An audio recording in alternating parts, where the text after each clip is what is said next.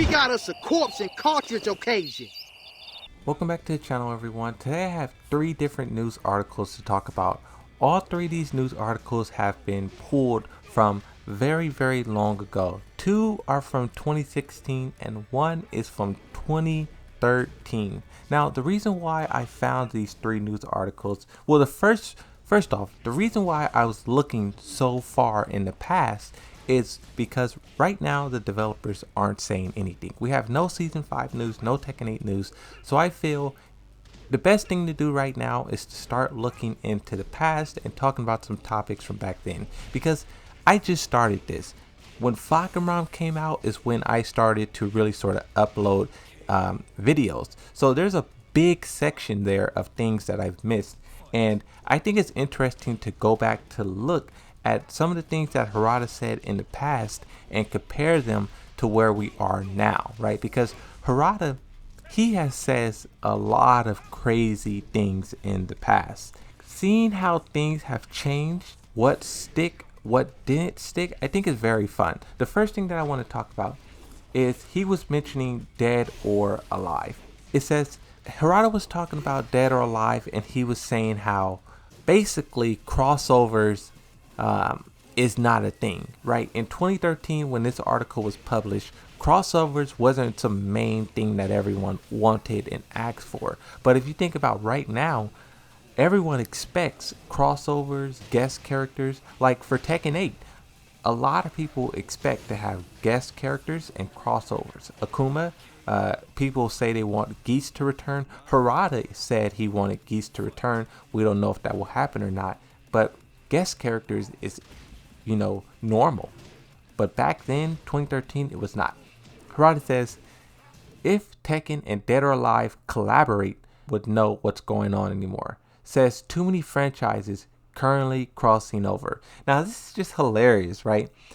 I don't know what exactly he was talking about. When I read this news article, it didn't really point the finger at what exactly he was talking about. It was sort of just talking about what he was talking about, right? But I think it's very funny. Harada has, and this is the thing, we all say things that are wrong, but then we don't realize how wrong we are until time's passed. And this is something, this kind of leads directly into the next article. It says, we don't take comments at face value, says Harada. Most of the times what fans say isn't exactly what they want. And I think I fall perfectly in this category. A lot of the things I have said over the past 2 years is not actually what I would want in the game. I said many times before, I'll use Yoshimitsu as an example. I, for a very long time, begged for Yoshimitsu to be buffed. But now, I really don't care about him being buffed now. 1, because I don't really play Tekken that much. 2, I just feel like if your character gets buffed, your character will have a target put on his back. A lot of people, it will go one of 2 ways. Either everyone will celebrate and everyone will be happy, like with Armor King. Everyone was happy when that character got buffed. But it can go the opposite way, where Fang got happy, and that character is like a pain right now. I used to like fighting against Fang, but now it's just all buffs. When I fight some characters, when I fight them, I don't even feel like I'm fighting the player. I don't even feel like I'm fighting a person. I feel like I'm just fighting developer decisions. Okay, we're gonna make this move +2. We're gonna make this move have pushback. I feel like I'm just fighting the developer's decision, and that is not fun. That is why I no longer ask for Yoshimitsu to be buffed. But I do think it's interesting asking for something, but that not necessarily being what we want. And you can definitely go down the rabbit hole of characters. I would use Lei as an example. The whole community asked for that character. Now, I was not a YouTuber at the time. I did not participate in that. But everyone was asking for Lei. But when he showed up as DLC, no one played him. I have 2 comments here from Harada pulled from this news article, and I just want to talk about them. Then we'll move on to the next one. The next one has to do with Tekken Cross Street Fighter, and I do have a lot to say there. But looking at this one, it says, most of the time, somebody's saying something, but the truth is that what they are saying isn't exactly what they want.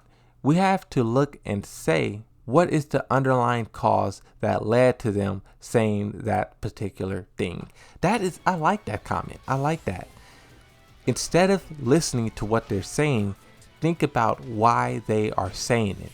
And if I had to think about why I was asking for Yoshimitsu to be buffed, I think it was a direct result of me seeing Yoshimitsu have the worst win rate in the game. When I seen he had the worst win rate in the game, I'm like, see, he needs to be buffed. And that was just, it sort of validated all the complaining I was doing, right? Up until that point, before that character win rate came out, I was complaining so much, but I don't know, you can really get lost in that. I think really, I'm not going to say I was lucky that Yoshimitsu happened to be the worst, but I think a lot of people complain. I seen a comment. I put the comment up on the screen. I don't have it in front of me, so I can't read it, but I seen a comment, and I love that comment. I love it because it perfectly summarizes what the community, how the community reacts, right?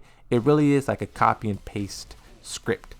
The next one I want to read, and then we'll move on to Tekken Cross Street Fighter. It says, we have to think about what their underlying motives are. Because if we just give the fans what they ask for, they're still not going to be happy. What is the underlying reason for these people saying what they're saying? If we can't get to that, we can properly solve their problems. Very nice.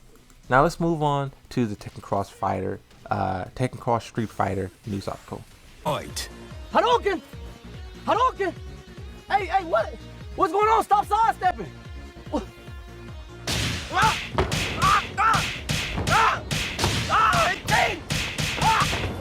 Perfect.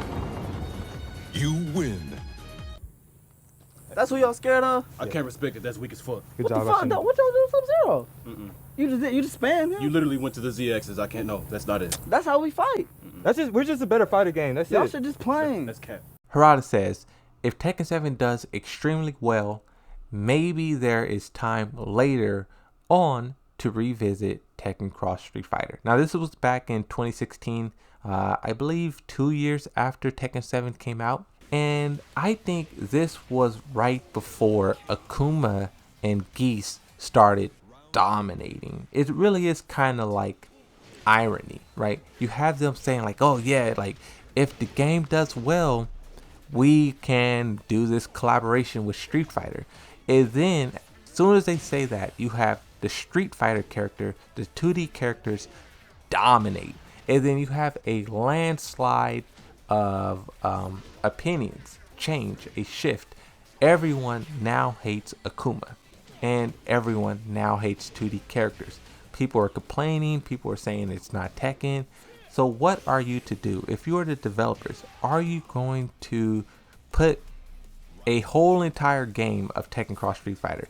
Now this is the thing, I said this before, if they do a Tekken Cross Street Fighter and all of the Street Fighter characters are balanced the same exact way that Akuma is right now, what you would have is a tier list that is split in half.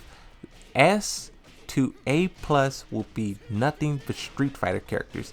And then A all the way down to C will be the Tekken characters. It will literally be split in half. That is how powerful the Street Fighter characters are in the Tekken system. And the reason why I think they are so powerful, I said this before, but they gave Akuma both mechanics. They gave him Tekken mechanics and they gave him Street Fighter mechanics. What I mean by that, when they did Street Fighter Cross Tekken, the Tekken characters that went into Street Fighter, they behaved just like Street Fighter characters. They did not have any Street Fighter or they did not have any Tekken mechanics. They did not be able to move in the third dimension. Hadouken! Hadouken! Hey, what? What's going on? Stop sidestepping! They had 2D jumps. I think some of them even had fireballs. Like, they behaved exactly like Street Fighter characters. But where the Tekken developers went wrong, they gave Akuma both 2D mechanics and 3D mechanics. He can move in the third dimension. He can do all these, green backdashing and all these Tekken mechanics, but also when he needs to or when he wants to, because Akuma can do whatever he wants. When he wants to, he can very easily switch and become a 2D key chart or was it EXDP fireball spamming character. I think that is where they went wrong, giving him both. Now, if they do decide to move Eliza into Tekken 8, I think that's probably the one they will pick. If they do decide to move her into Tekken 8, I think they need to limit her, either her 3D mechanics or her 2D mechanics. They really have to find a sweet spot because something that I said before, there's no way Akuma will be able to survive, or any of the 2D characters will be able to survive without 3D mechanics. Like if they weren't able to step left or right, or if they weren't able to tech roll, I think they're, you're dead. So they have to have some 3D mechanics, but they cannot have the best of both. They have to suffer in one of the two, unless they're just going to be too powerful. I have some quotes here though that I want to read from Harada. It says, "Reasons are, right now Street Fighter V just launched. Capcom is putting a tremendous amount of effort into making that successful. On our side, we released Tekken 7 in arcade, and it was even more popular than we imagined. And so, we each have these two main franchises that we are trying to promote and to have the players enjoy at the moment." It continues, it says, "So business-wise, it's not a very good decision to throw in another launch. So, as you say, if Tekken 7 does extremely well and Street Fighter V is in a good position, then maybe there's time later on to revisit that conversation." Now, talking about now, 2021. Harada has said a few months ago that Tekken Cross Street Fighter is put on the shelf. And the reason why I think he said that is because really Street Fighter and Tekken kind of went in their own directions. Tekken is super successful. Super successful. They figured out the formula. Now they just need to figure out how to ban people, how to fix netcode, balance characters. They have to figure out the details. But they have the secret recipe. Tekken 7 is a hit. So just do that same thing again, but just fix all the little details in there. A la Tekken 8, right? Street Fighter 5, same thing. Street Fighter 5 wasn't the biggest, best Street Fighter around, but they definitely figured out what they did wrong. And I feel like Street Fighter 6 can be even bigger and better because of it. That's the thing. Tekken 7 and Street Fighter 5 both kind of suffered.